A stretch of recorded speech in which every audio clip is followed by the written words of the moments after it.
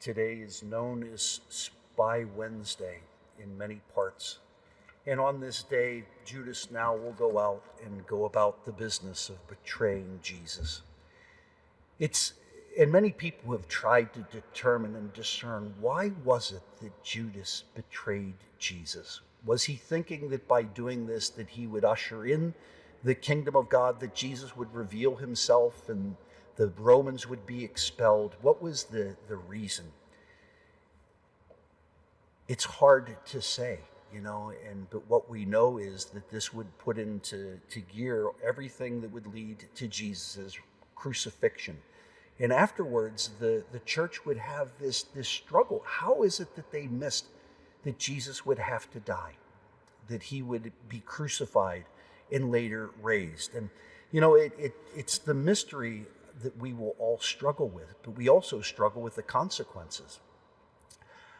As I was thinking throughout this week, we look at something, and how is it that we many times don't recognize the importance of what it is that we are doing? I was thinking there was a wonderful woman at a Portuguese parish where I worked out in California who is very dedicated to helping immigrants, people who were having to study for their citizenship test. And she would help people through this process. And it began with the Portuguese fishermen, and later people just knew how good she was.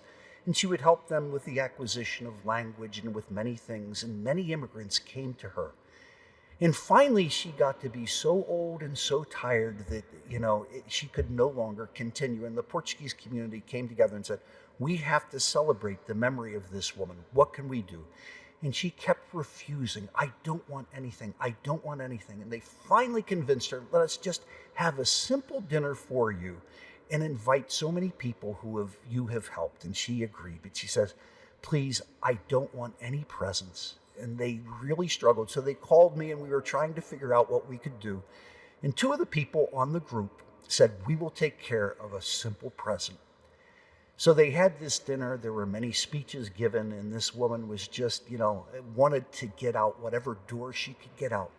But it came time for the present, and they brought this to her, and they handed it to her, and she unwrapped it. She did not want any recognition. But when she opened her present, she began to weep.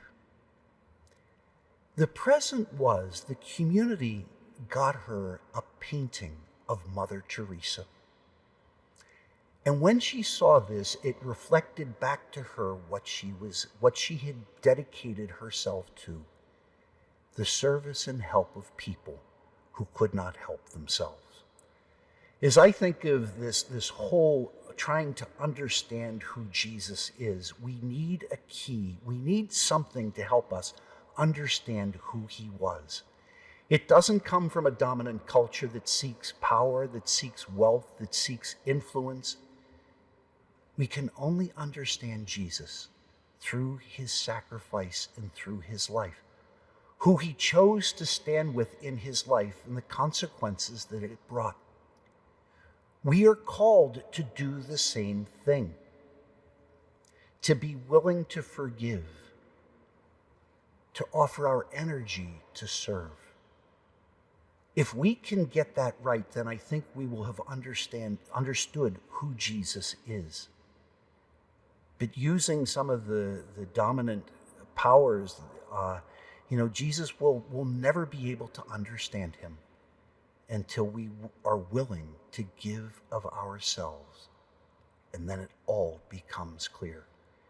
In this Holy Week, we accompany the church throughout the world to try to put into practice the great gift of who Jesus is in his power to save, offered to us time and again.